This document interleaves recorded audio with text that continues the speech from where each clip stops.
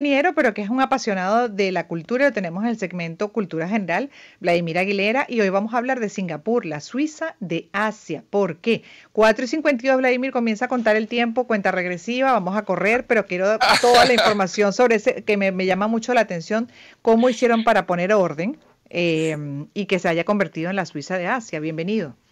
Sí, muchas gracias, Gladys. Y sí, definitivamente Singapur es un país muy interesante.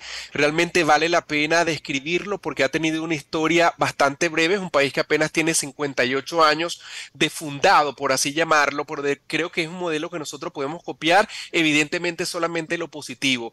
Lo interesante que tiene Singapur, primero es que es una ciudad y es un estado a la vez. Es decir, es un país y una ciudad a la vez. Es bastante pequeña, Mm, apenas 720 kilómetros cuadrados. Y lo sorprendente, Gladys, es que como tú dices, este es un territorio que nadie daba medio por ellos, como decimos aquí en Venezuela. Era un territorio que nadie lo quería porque allí convergían primero múltiples etnias. Estamos hablando de la China, de la Malaya, la misma gente nacida en el propio Singapur, gente de la India. Había altos niveles de corrupción, la gente no se entendía, había mucho índice delictivo, había mucha pobreza extrema. Incluso era uno de los lugares en la tierra con mayor índice de analfabetismo. Te estoy hablando apenas de los años 50.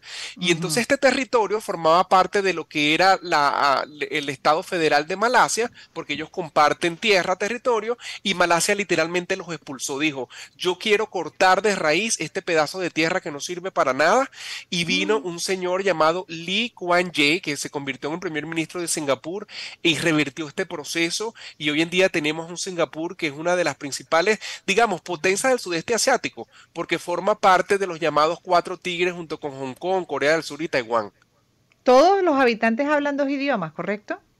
Correcto, porque fíjate que Lee Kuan Yew lo que dijo es, bueno, lo primero que tengo que hacer es unificar el país y para unificar el país todo el mundo se tiene que entender. Entonces él dijo, bueno, de ahora en adelante el idioma oficial va a ser tanto el chino mandarín como el inglés, de manera tal de que si yo soy indio y yo quiero integrarme a la cultura de Singapur, yo tengo que hablar mandarín y tengo que hablar inglés. Entonces el ciudadano promedio habla dos idiomas y nada más y nada menos que inglés y mandarín, que son de alguna manera Sí, es los el idiomas de inglés estas dos grandes universal. potencias.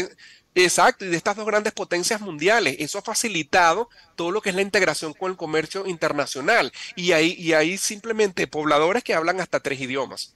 Es una república parlamentaria. El dólar es el dólar de Singapur, las religiones budismo, islam, cristianismo, taoísmo. Y bueno, es un país muy pequeño del sudeste asiático, el más pequeño de 720 kilómetros cuadrados. Pero vamos a entrar en cómo fue que cambió él en muy poco tiempo la realidad de ese país.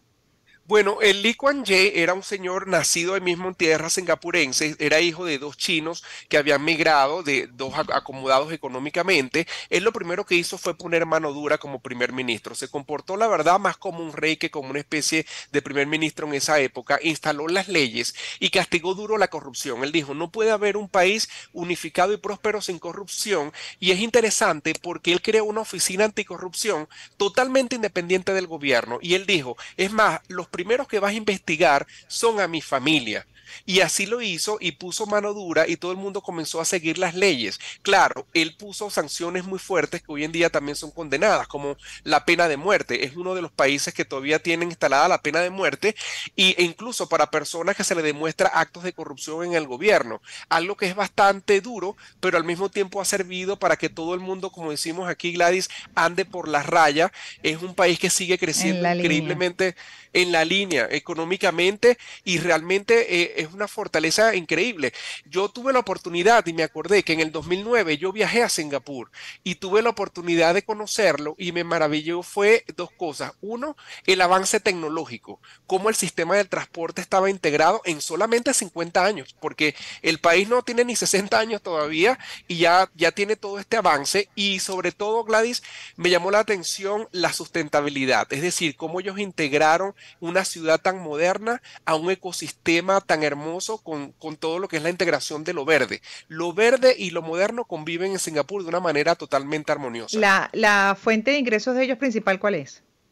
Bueno, ellos tienen, es muy interesante porque ellos tienen primero todo lo que es la banca internacional. Ellos construyeron uno de los puertos más modernos del mundo. Incluso se habla que es el puerto por el que pasa la mercancía más pesada de todo el planeta. Recordemos que cercano a esa península está el famoso estrecho de Malaca. Y tú sabes que donde hay estrecho hay aranceles por paso de estos grandes buques que traen la mercancía. Y fíjate qué interesante. Ellos no tienen petróleo. Ellos lo que hacen es que le compran el petróleo crudo a Malasia, lo refinan ellos, convierten eso en derivados de gasolina, etcétera, y se convierten como una especie de estación de servicio gigante para todos los buques que navegan a través del Océano Pacífico.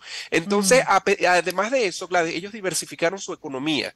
Ellos, por ejemplo, apostaron mucho a la educación, a todo lo que son las universidades, y ellos desarrollaron un modelo muy interesante de turismo médico, que yo creo que ese modelo lo podemos adoptar nosotros aquí en Venezuela.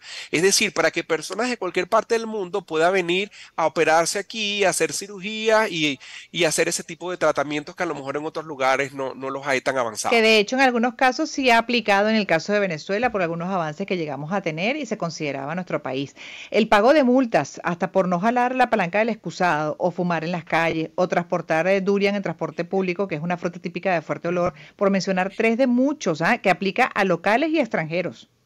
Sí, además que Singapur es famoso. Cuando yo fui allí, lo primero que me dijeron es, no lleves chicle, no comas chicle. Y yo, ¿qué es lo que pasa con el chicle? Y resulta ser que si tú comes chicles, te puedes ir a presión porque eso atenta contra todo lo que es la parte de contaminación de la ciudad. Ellos son muy Mm. rígidos con el tema de echar un papel a la basura. De hecho, fíjate una nota muy interesante. Cuando se crea la barquilla en el mundo, el helado en barquilla con ese cono de galleta, el cono se hace en forma de galleta para que la gente no tenga que echar el papel al piso, sino que se coma, digamos, la base del helado. Ellos, como ya penalizan muy duro y castigan el ensuciar las calles, ellos ahora sus helados los comen como una especie de sándwich, porque no necesitan ningún cono porque todo el mundo protege las leyes. Eso entre un Imagínate. montón de datos curiosos de este país, ¿no? Hay dos datos que faltan comentar los segundos que me quedan. Uno, el tema económico, por supuesto, es una de las ciudades más costosas del mundo, pero también la que tiene el salario promedio mensual más alto. $6.500 es el salario promedio. Sí, es el salario promedio de una persona, es decir, el singapurense vive bastante bien, ganan promedio $6.500 mensuales. Para el turismo sí es un poco costoso, pero realmente es un país que apostó a sus habitantes y realmente creo que se pueden rescatar muchas cosas positivas de allí.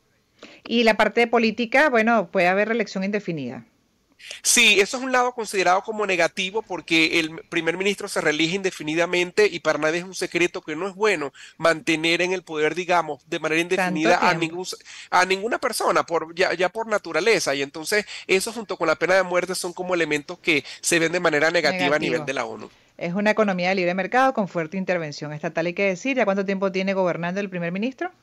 Este último primer ministro tiene 20 años gobernando, apenas desde que se fundó esto como Estado independiente han pasado solamente tres primeros ministros. Entonces es un modelo híbrido un poco extraño, Gladys, pero bueno, desde el punto de vista económico funciona y para sus habitantes, que es lo importante.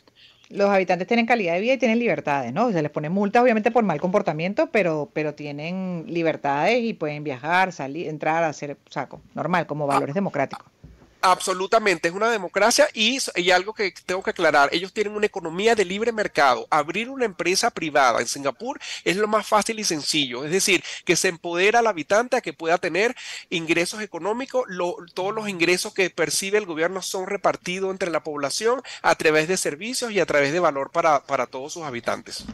Gracias, Vladimir. Me toca correr. Gracias por toda esta información que has compartido para nosotros sobre Singapur. Vladimir Aguilera, lo pueden seguir por @Mr. Aguilera. Me toca cerrar el programa, 5 en punto, y agradeciendo a todo el equipo que hace posible Gladys en Éxitos. Además, despido en nombre de nuestros patrocinadores Puig con su nueva María Puig sin azúcar, sin